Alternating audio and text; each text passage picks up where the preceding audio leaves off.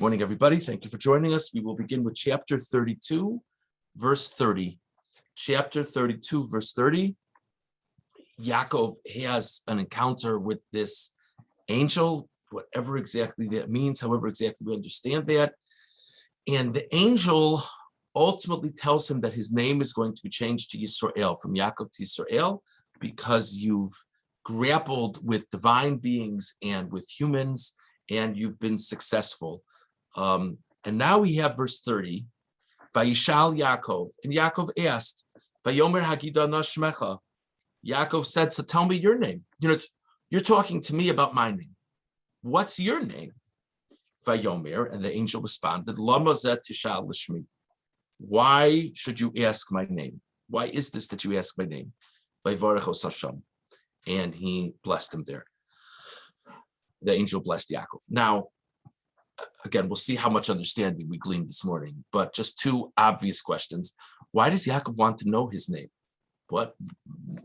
Presumably this is not just human angel etiquette, that if an angel tells you you're going to be changed name from God, then, you're supposed to, it's only polite to ask what the angel's name is. And then to whatever extent Yaakov wants to know the name, why doesn't the angel share his name? If it's an important question, why not give the information? So let's see a few Mefarshim. Not each parish is going to answer both questions, but hopefully we'll get a little bit of a better feel. Rashi on Pasuk Lam, Lama zeh tishal. So the angel says, why are you asking my name? Rashi explains, Ein lanu shem kavua. We don't have a set name. Mishtanim shmosenu hakol l'fi mitzvahs avodas hashlichos she'anu mishtauchim. Our name is constantly changing based on the mission that we have, which is just as an aside. So he said there's no purpose in getting my name, because my name today won't be my name tomorrow, because I'll have a different mission tomorrow, which is an interesting thing to think about. We obviously are not perfect beings. We're very flawed. We as people are very flawed. And there's various comparisons between angels and humans. But this is an interesting thing to think about, that besides an angel's perfection, an angel has one role and one role only. When you think about it, it's one of our greatest challenges, juggling, not necessarily juggling logistically, that is a challenge, but we have like conflicting principles. And many times both of them are good, and we can't figure out, whether it's religion versus family or this or that, so many, and they're both good principles. And that's part of the human struggle, and that's part of how we grow, but that's like very unique to us compared to angels. But an angel has one mission at a time. Just interesting to think about. That's what Rashi says. Ramban on Pasuk Lamed, Lama zeh tishal l'shmi. Ramban says, Amar, ein l'cha b'yedias shmi to'eles. There's no purpose for you to know my name. That's what the angel is saying. Kein hakoach v'yicholes bilti l'Hashem levado. Because the true ability rests with God. If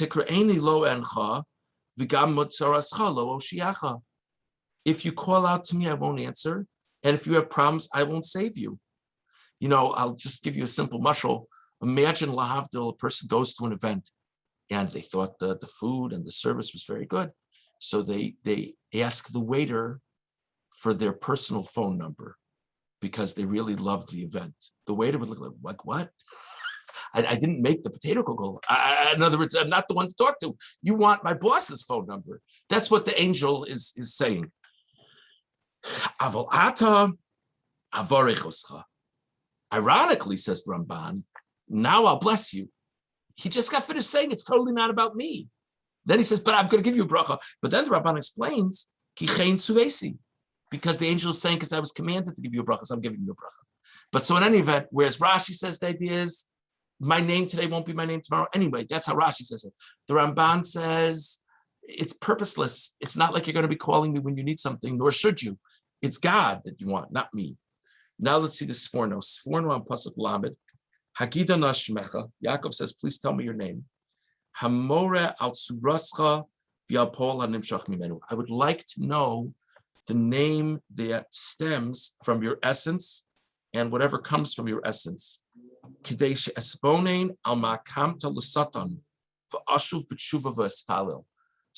to this Sforno, the reason why Yaakov wants to know his name is because Yaakov is saying to him, there must be something that you represent that's a weak link for me spiritually. There must be something about you that I don't stack up to appropriately. And that's why you were able to grapple with me. And that's why you were sent to fight with me. So tell me what you're about so I can understand what to work on for myself.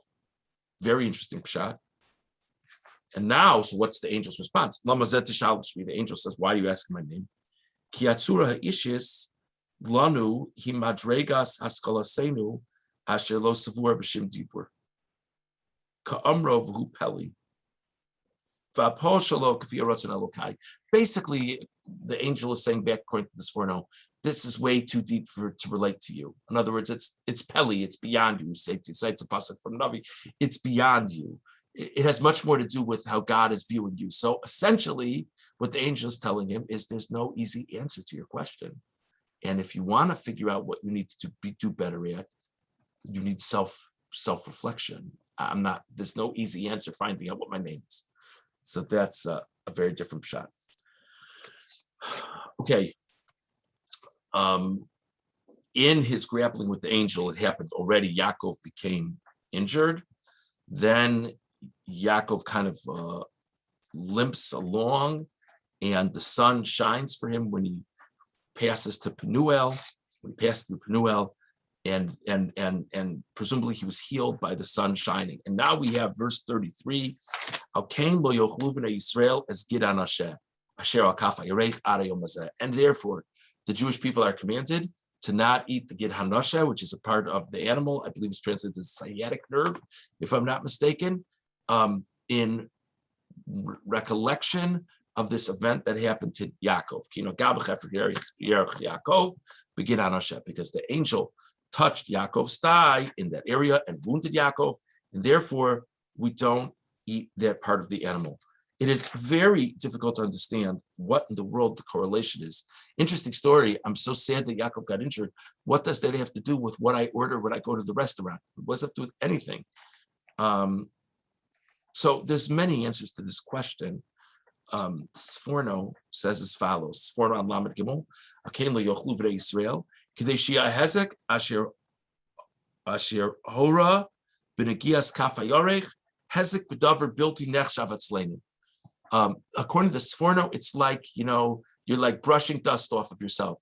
And essentially, the angel didn't do anything substantive to Yaakov. The area of the body which the angel injured for Yaakov, we're not going to even eat that part of meat because it's so inconsequential. In other words, it's like we've moved on and it doesn't bother us. That's the Sforno's pshat. Forgive me for not having it in front of me. The Sefer HaChinuch has a very different pshat in this question. And the Sefer HaChinuch says there's a very significant lesson for generations of the Jewish people. And that is that whatever challenges come our way, we keep on going. There are midrashim, the Ramban, I believe we said the Ramban yesterday, if I'm not mistaken. For example, he says that it represented a future generation of the Jewish people that would be under great duress to leave Yiddishkeit. So the Sefer HaChinuch says the significance of our not eating the sciatic nerve is we always remember what happened to Yaakov, but not the injury, that he was able to move on after the injury. And no matter what you do to our people, we're always going to be around. That's, I think, an interesting thing to think about. Okay, let's go far ahead now. Chapter 33, verse 8. Chapter 33, verse 8. This is all leading up to the main event, to Yaakov's encounter with Esav. As we discussed earlier in the week, Yaakov does not know what Esav is going to do to him. The last time they were together, Esav swore to kill him. So this doesn't sound positive. So Yaakov, as we discussed yesterday, is prepared in all these ways for the encounter. He's had this remarkable encounter with this angel that represents Esav. By the way, the fact that he survived it is a powerful message to him. I think we said the Ramban yesterday that he's going to be okay with Esav. Esav's not going to conquer him. Even an angel couldn't conquer him. He's going to be fine with Esav. And Yaakov comes with his whole mishpacha. Verse 8, they're all bowing down to Esav, acting very humble before him. Esav says to Yaakov, who are all these people? Why'd you bring all these people? Vayomer, Yaakov responds, I want to find favor in your eyes. Remember, we said to Ramban yesterday that every time he refers to him as my master, he's treating him like the firstborn. That's what he's doing. He sent gifts to him. He's really trying to mollify him in all kinds of ways. And now, verse 9, Esav says, Vayomer Esav yesh li rav. Esav says, I have a lot. Achi, yehi lecha asher lach. My brother, you should have what you have. I don't begrudge you what you have. I'm good. Verse 10, Vayomer Yaakov,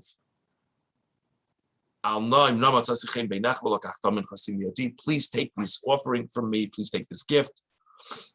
I saw your face like seeing the face of a divine being. Very difficult to understand what that means. We'll get to that, God willing. You should find favor in my eyes. But now verse 9, please take my blessing which has been brought to you, because God has had compassion on me and I have everything. And Yaakov kept on pressing Esav, and Esav finally accepted his gift. Two things jump out at you. One is, for someone who keeps on trying to mollify Esav, it's an interesting line here. He says, I've got everything. I don't know if that's the best thing to say to Esav when you're trying to make him feel like you didn't miss out that much with the whole blessing. I've got it all. But that's literally what he says. He says, I've got it all. The other thing that's interesting is there what to be learned from the distinction between what Yaakov says and what Esav says? Esav says, I have a lot. Yaakov says, I have it all. Why that difference? Is it because their circumstances are different? Does Yaakov have more than Esav? Is there a lesson? General hint, if a rabbi asks if there's a lesson, he's going somewhere with it. That's just something to think about. Kli yakar on pasuk tes. Vayomer Esav yesh li rav. Esav said, I have a lot. Mashma rav avolo kol. The implication of this is I have a lot, but not everything. Yaakov amar ki chanani elokim v'chiyesh li kol. And Yaakov, on the other hand, says, God had compassion on me and I have everything. Why the difference? Wicked people, they could have everything. They could have all the silver and gold in the world. They still feel like they're missing out.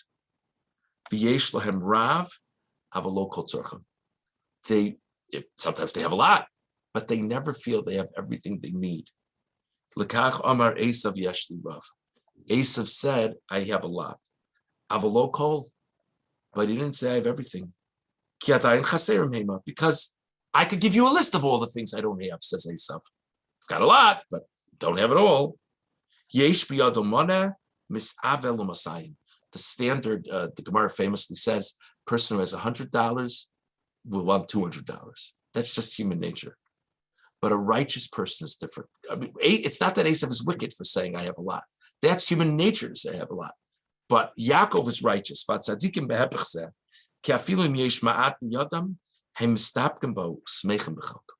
righteous person, even if he has only a little bit, he'll be happy with what he has. And in Yaakov's eyes, it's like he has everything. So this is a famously quoted idea. Not only the Kli Yakar, various Mefarshim say something like this, that it's not that Yaakov necessarily had more than Esav. Maybe he did, maybe he didn't. Probably not, actually. But the point is that his attitude was different. And because he was happy with what he had, he felt that he had everything he needed. And Esav could never have that feeling.